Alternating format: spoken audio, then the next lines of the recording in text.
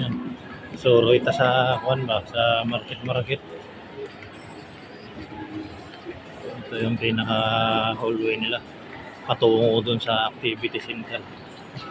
Marami ring ano rito. Magagandang pagkublehan. Dinarayo kasi ito eh.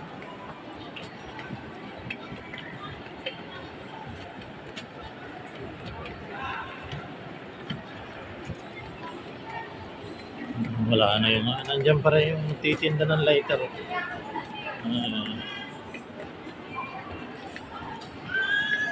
Malawak to. Doon yung kuha nila.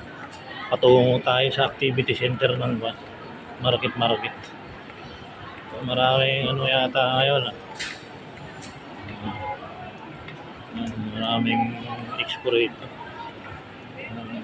Hindi katulad sa loob ng Glorieta na palaruan. Ito palaruan din naman.